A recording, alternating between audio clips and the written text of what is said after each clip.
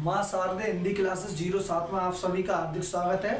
तो बिना बातचीत किए हुए जुड़ते हैं क्लास के साथ। क्लास शुरू होने से पहले एक बार जय श्री कृष्ण, जय खाटू श्याम, जय बजरंगबली।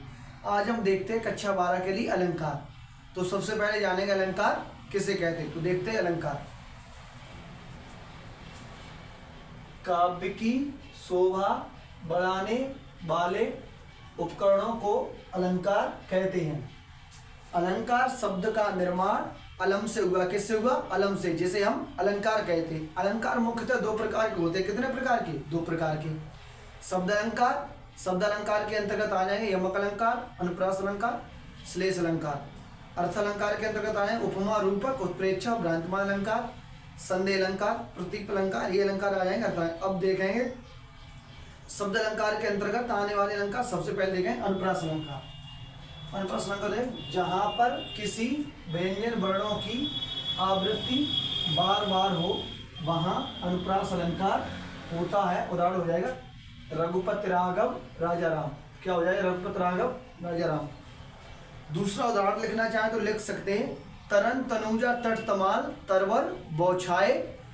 अगर और कोई अन्य उदाहरण चाहते हैं तो लिख सकते हैं चारु चंद्र की चंचल किरणें जल थल में खिल रही हैं। यहाँ पर खड़क सिंह के खड़कने से खड़कती हैं खिड़कियां, खिड़कियों के खड़कने से खड़कता है खड़क सिंह। अब हम देखेंगे यमक अलंकार। कौन सा? यमक अलंकार। यमक अलंकार जहां एक ही शब्द दो या दो से अधिक बार आए और अर्थ भिन्न भिन्न हो वहां यमक अलंकार होता है। उदाहरण हो जाएगा काली घटा का घमंड घटा। क्या हो जाएगा? काली घटा का घमंड घटा। दूसरा उदाहरण लिखना चाहें तो लिख सकते हैं सजना है मुझे सजना के लिए। या फिर तीन बेर खाती थी तीन बेर खाती थी। या कनक कनकते सौगने मादकता अधिकार बाप आए बोराए जग बा खाए बोराए जग। या फिर कबीरा सोई पीर है जो जाने जग पीर। अब हम देखेंगे श्लेष अलंकार। श्लेष अलंकार जहां पर कोई एक शब्द एक ही बार आए उसके अर्थ भिन्न भिन्न हो या अलग अलग हो निकले उसे श्लेष अलंकार कहते हैं। उदाहरण हो जाएगा रहमन पानी राखिए बिन पानी सब सून और पानी गए न उबरे मोती मानुस चून।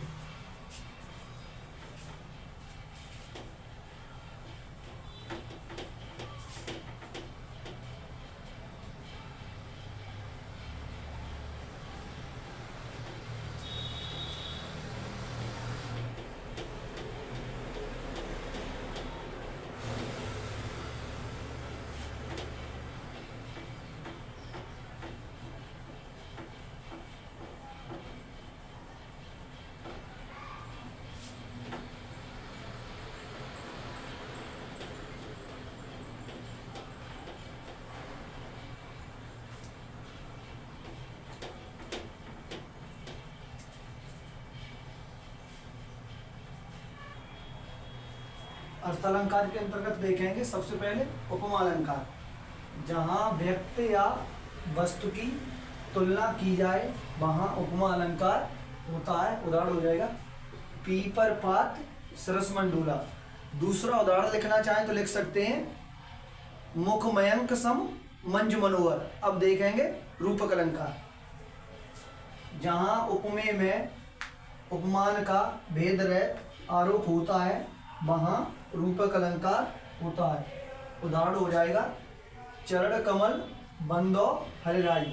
अगला देखेंगे उत्प्रेक्ष अलंकार। जहां उपमेय में उपमान की संभावना की जाए वहां उत्प्रेक्ष अलंकार होता है।